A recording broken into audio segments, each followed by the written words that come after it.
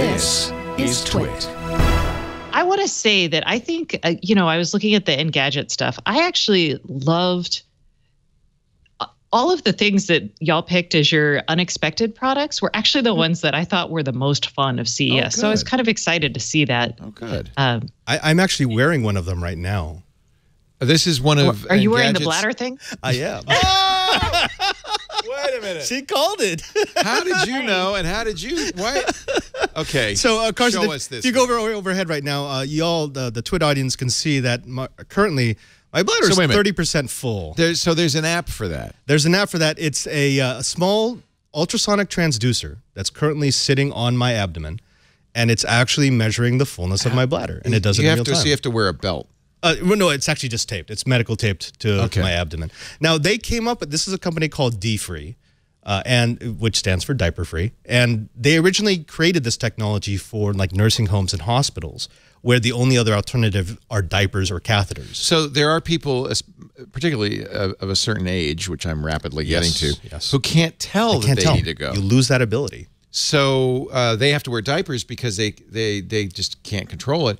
So it's not merely incontinence; they have no sense of that they have to go. So this would help them. It gives you a notification. So you set, like I have mine set so that when it hits 9, I should actually lower it to 7 or so. Oh my gosh! Okay, go ahead. I'm sorry. No. So yeah, when it hits a certain threshold, it'll ping your phone and say, "Hey, your bladder's filling up." Like how accurate is this? It's super accurate. So put this on children when they're being potty trained. Do you know how awesome that would be? Exactly. Like, when you're sitting there and like 3 years old and they're like, I have to go. And you're like, can you wait for 5 minutes? They're like, no. This is not good because you're going to train children that they don't know when it's time to pee unless they have a smartphone and a belt.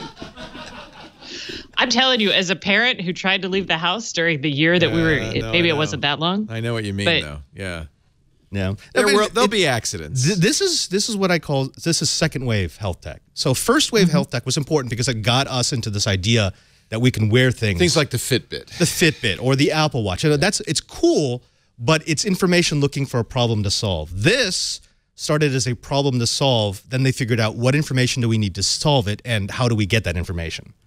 And they came up with a product that's actually pretty good. I mean, again, the first time I saw the PR pitch for this, I disregarded it because it sounded silly. I didn't want anything to do with incontinence tech. He's wearing one. I'm wearing one. And this was a best of CES in the digital health and fitness category. Yeah.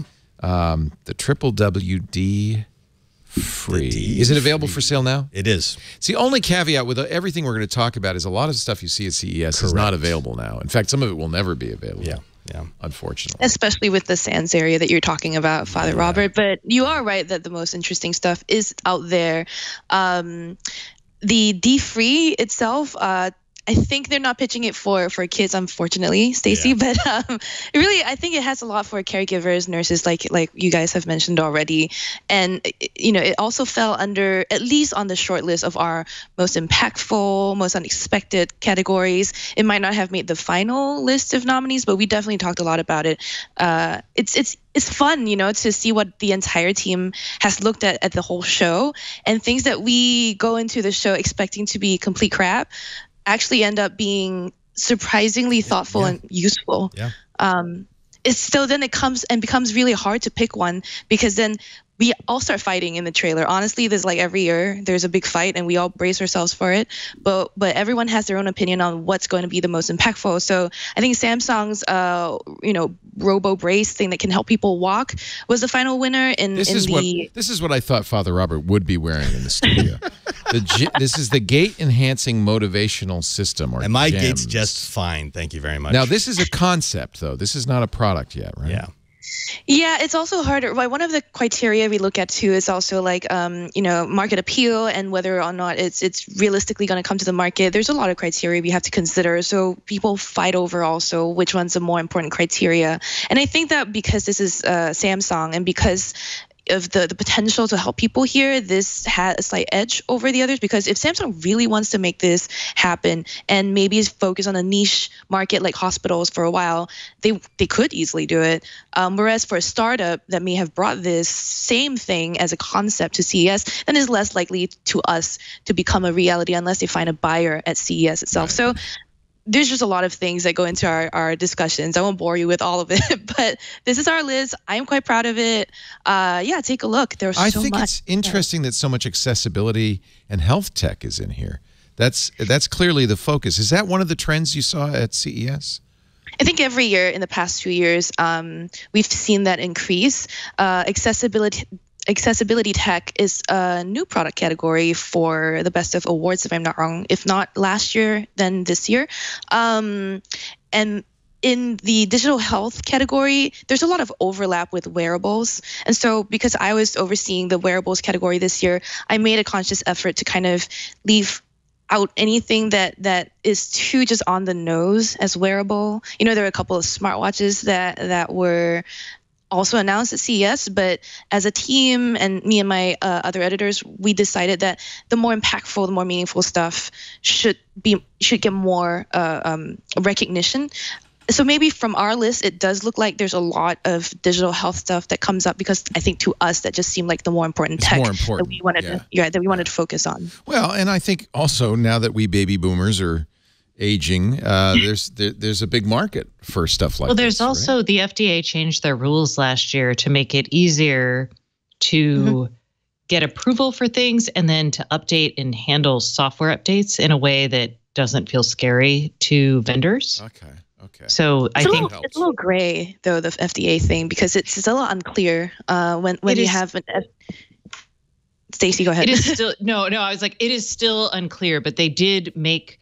What they did do is they made clear that you can release a product and update the software without it kind of needing new approvals. They also established a cybersecurity program that's really interesting and kind of provided some real guidance about what they're looking for in products, whereas before they were like, make it secure, you guys. Well, so now as an example, the ECG, the electrocardiogram in the Apple Watch wouldn't be available if it weren't for a new category of FDA products, right? Yes. Let's say you don't have to have proof that they're safe and effective. I don't know. What don't you have to have? It's more experimental stuff. It's don't make me remember. It's like 6 months ago. I'm like, what are the words? Don't make me remember, says Stacey. Well, it's things like this. You know, again, these are hearing aids. Mike so in the chat room, in the FDA funding bill from 2017, one of the things, and by the way, kudos to Elizabeth Warren, who did a nonpartisan effort and did not make a big deal about this to get this into the funding bill, was a requirement that the FDA allow over-the-counter hearing aids by 2020. They have to have a request for comment, and then there's a comment period, August 2020. But at some point, you'll be able to buy hearing aids over the counter. And as somebody who uses hearing aids, that's a huge deal. Hearing aids, you go to an audiologist, which I think you should still do. But anyway, you go to an audiologist, you get tested, you get the hearing aids. My instruments from Starkey cost $6,000. And in an often case, people don't have insurance to pay for that. Right. So that's prohibitively expensive. So the idea that maybe there's a market of hearables, over-the-counter hearables, that you don't go to a professional, you do a software test, you do a phone test.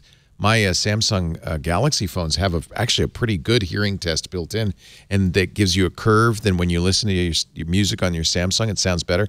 That's really good. It's probably better than the hearing aid test I got. So, Robert, you brought something from a company called Eargo. So EARGO. Right. These are their top of the line. They just launched them at CES. They're completely in ear, so you don't actually see these. It's not one of those hearing aids. Can I put one in my ear? Yeah, absolutely. And well, I mean, they last for 20 hours on a charge. And they're rechargeables. They're rechargeables. They don't use those coin batteries. The case is actually the charger and a battery, so it will give you additional runtime. Can you tell I have a hearing aid in? I mean, I can see your IFB. That's really. There's this, but there's something in my ear. Yeah. Well, that's pretty cool. Yeah. Yeah. And by the way, it's working. I can hear it is working, and you can configure it via your phone. I mean, that's the kind of tech that people expect. These are completely unconfigured at this point, but they're actually doing a pretty good job. This is straight out of the box. Yeah. So how do they configure them? Because like Nuheara does a kind of like, I think it's IR beams that they shoot at your ear, and they're trying to figure out what sounds best for you. I think it's good. They still suggest you go to an audiologist. When I go to an audiologist, they do that thing that you did in grade school. Maybe they don't do it anymore in grade school, but they did it when I was a kid. You put on headphones and they play a tone, and you raise your hand when you hear the tone. Do they still do that Oh, I did. You could tap. You could tap a screen on your phone. Now, well, that's what I did with this. Believe it or not, that's exactly what you do with the Samsung. Right. And it works the same way, and it gives me great results. So my audiologists still put me in a booth.